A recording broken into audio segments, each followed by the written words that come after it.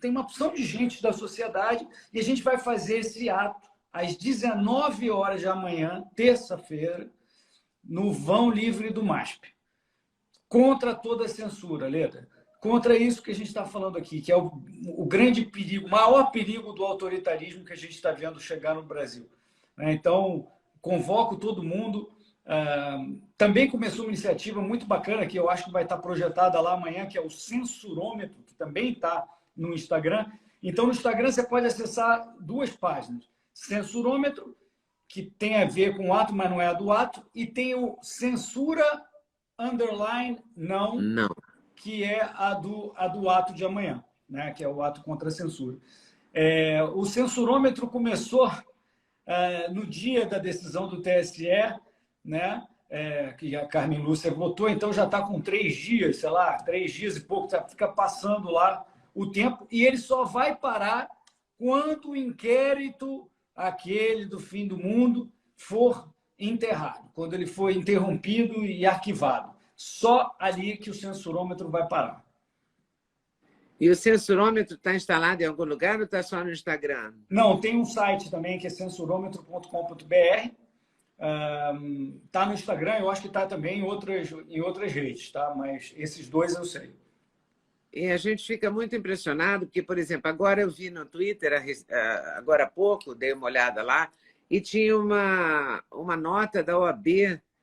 Finalmente a OAB parece que acordou, porque proibiram o Roberto Jefferson de ter advogado. É só aí, quando bate, né? No teu negócio é que você vai agir. Você reage.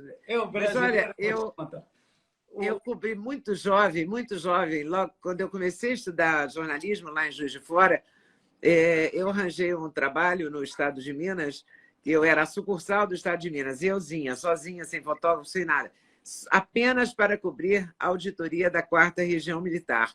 E foi lá, com Ziraldo, o Sérgio Cabral Pai, etc., presos na penitenciária de Linhares, que eu conheci grandes advogados brasileiros, doutor Marcelo Alencar, Evaristo de Moraes, enfim, eu era muito, muito jovem, estava no primeiro período assim, de comunicação. E eles eram advogados dos presos políticos, então os presos políticos tinham advogado naquela época. E agora o Roberto Jefferson não pode falar com o advogado. É muito estranho, né? É estranhíssimo. Eu não conheço país que viole essa... Deve existir, mas eu não me lembro de nenhum país que tenha usurpado esse direito fundamental de todo ser humano, que é você ter uma possibilidade da ampla defesa e do acesso a um advogado. E os países, inclusive o Brasil, eu acredito, quando a pessoa não pode pagar um advogado, o próprio tribunal aponta um advogado, olha, você não tem, a gente te coloca um advogado para você. A chamada defensoria pública, né? Defensoria pública. E agora o cara não tem nem acesso a advogado. E aí vem a OAB, agora finalmente acordou. Eu me lembro que quando o meu pai, que foi do governo fazendo desburocratização, ele queria instituir os juizados especiais de pequenas causas, para causas pequenas até 40 salários mínimos. E aí, quando ele falou, não, eu quero instituir isso, porque aí você faz sem advogado. Ih, meu Deus do céu! Para simplificar, tomar decisões rápidas e tal. A OAB, como assim? Não vamos deixar nada disso, não vem com isso, não. E foi uma briga tremenda, tremenda. E eu me lembro que, no final, teve que admitir entre 20 e 40 salários mínimos um advogado. Mas de 0 a 20, aí o meu pai ganhou. E no final, que loucura isso. Mas, pelo menos, não vamos reclamar. Foi uma declaração positiva da OAB, defendendo que mesmo os piores seres que existem têm direito a fazer uma ampla defesa, né? Têm direito a ter acesso ao advogado. Isso dá também para a gente um conforto de que, se a OAB acordou nesse caso, talvez ela acorde para outras situações. Não é? Tá uma vez acordada, talvez ela enxergue outras coisas. Você está otimista, eu quero ficar otimista que nem você. Mas se não ficar otimista, eu não aguento o tranco. É verdade, é verdade. Não, é verdade. Você acha...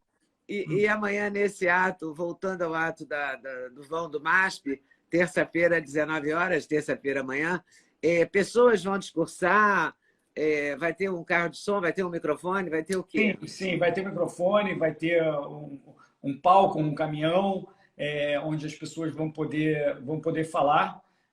Seria muito bacana se você conseguisse isso. Se quiser, eu te passo, pego e a gente vai juntos. E seria Olha muito que eu bacana. topo, hein, porque eu tenho medo sozinha. Não, então já está feito. Eu já desconfiei que essa carona seria bem aceita. Então, depois a gente combina direitinho, Tá bom. mas seria muito bacana se você pudesse dar umas palavras. E assim, eu acho que quem está aqui ouvindo, está de acordo com o que a gente está falando e quiser lá dar umas palavras, fala comigo lá. Tem várias pessoas lá que podem ajudar a você se externar, né, o que a gente está sentindo. É muito triste tudo isso que a gente está vivendo. E não se sabe se vai ter fim, né? Porque quando a ministra Carmen disse que até o dia 31, a gente, sei lá, gato escaldado tem medo de água fria, né? A gente fica com medo. Será que é mesmo até o dia 31? E mesmo que o âmbito do TSE se encerre no dia 31, novas coisas, porque o que tiver em andamento eles vão continuar a tocar. Volta para o inquérito. Volta para o inquérito do fim do mundo, onde tudo pode.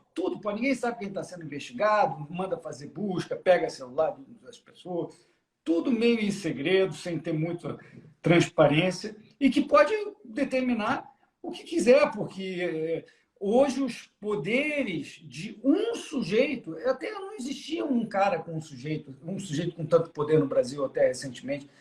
No Brasil já houve gente com poder, e em geral era uma pessoa do Poder Executivo, presidente da República. Agora é um todo-poderoso do Judiciário, que não tem muito cabelo, assim, tem menos que eu, esse cara aí. E ele faz o que quiser. Ele faz o que quiser, determina o que quiser. Parece que o inquérito do Roberto Jefferson, por exemplo, o Marcelo Monteiro estava comentando isso na Jovem Pan, já tinha sido determinado pelo próprio STF que ele teria que ser devolvido para uma instância inferior, e mesmo assim o STF não... Porque ele não tem foro privilegiado, ele não poderia estar ligado ao STF. Exato. E aí ele determina, o Supremo, eu estou repetindo as palavras do Marcelo, do genial procurador Marcelo Monteiro, foi determinado pelo STF que não teria foro, que deveria voltar para uma instância inferior, mas o inquérito não foi levado para lá, transferido para lá. E aí foi o nosso xerife e resolveu continuar determinando atos relativos a esse inquérito, que já é uma maluquice, porque um juiz nunca pode conduzir um inquérito. Isso é contra a natureza, a filosofia do direito. Porque quando você conduz um inquérito, você vai formando opinião sobre aquele suposto crime. E aí depois, como é que você vai julgar se você já formou opinião? Não é aceito isso pela teoria do direito. E não obstante, a gente tem um inquérito aí há 3 anos que está cometendo esse tipo de irregularidades do direito. Não digo o direito com D minúsculo, conforme a regra aqui que você interpreta. Estou falando do direito com D maiúsculo, o direito que a gente conhece desde os romanos como sendo aquele, o direito com D maiúsculo. É muito triste. O doutor Ives Gandra me disse no final de semana passado que ele ia ter que, com os seus 61 anos de professor, 87 de idade, etc., ele ia ter que reaprender o direito, porque ele já não podia mais dar aula de direito baseado no conhecimento adquirido, né? Ele ia ter que estudar de novo. E hoje eu ouvi em algum lugar, não sei se li ou se ouvi, que a doutora Eliana Calmon disse que vai parar de dar aula de direito, porque ela não está entendendo o direito como o que ela sabe como verdadeiro, né? Como o que é possível.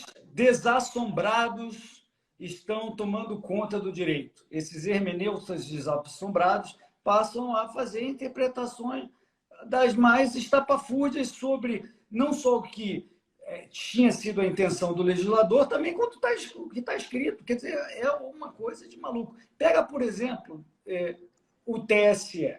O TSE, até muito, muito recentemente, ele era um juiz muito minimalista, em que entrava em campo, de acordo com o que está na lei, de que se for realmente algo sabidamente inverídico, número 1. Número 2, que envolva ofensa pessoal a um candidato. Número 3, que seja proferido por um candidato, por um partido ou por um órgão de mídia. Aí eles interferiam, fazendo o quê? Censurando? Apagando? Não. Direito de resposta. Direito de resposta ele envolve mais informação. A censura envolve menos informação. Hoje, Leda, essas 3 coisas que eu mencionei foram apagadas. Não precisa ser sabidamente inverídico, inclusive pode ser absolutamente verdadeiro.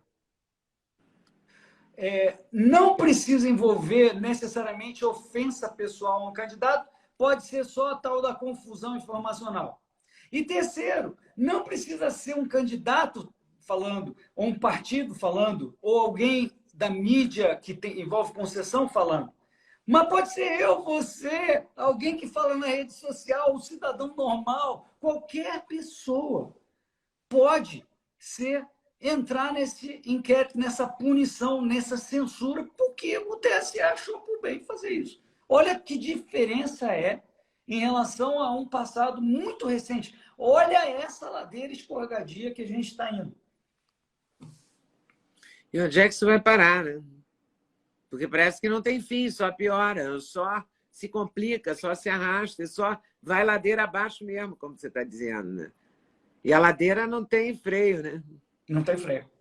Não tem, porque nessas horas o que acaba acontecendo, né, uma pessoa normal fala assim, que absurdo isso que está acontecendo. Por quê? Eu não posso falar? Lula não sei das quantas. Aí começa a desacreditar o censor. E o censor possivelmente vai falar, não podemos ficar desacreditados. Tem alguém aí abusando da regra. Então, vamos lá pegar isso também. E aí é um dominó que vai caindo, porque senão a regra não pega. E um autoritário não gosta desse negócio de regra que não pega. Não, como assim? Ele está desafiando aqui, que a gente escreveu aqui, as nossas determinações? Que moleques abusados estão fazendo isso? Vamos dar um exemplo. Se a gente botar uns 3 logo na prisão, esse negócio se resolve. Aí tem um 4º, um 5º, o outro que não acredita. Não é possível, eu vivo no Brasil, um país livre. Como assim? Vai lá, pum, mais um.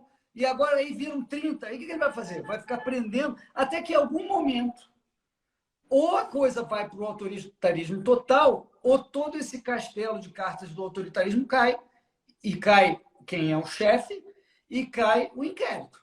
E vamos torcer para que seja essa segunda opção, porque eu só vejo uma das duas. A gente está num equilíbrio instável. Gostou do corte que você acabou de ver? Vale a pena conferir com certeza, né? Então vai conferir muitos outros cortes no canal de cortes Leda Nagli. É claro que a entrevista completa você vai conferir no YouTube Leda Nagli, canal Leda Nagli do YouTube, você não pode perder de jeito nenhum. Valeu, tô te esperando, hein? Vem nessa!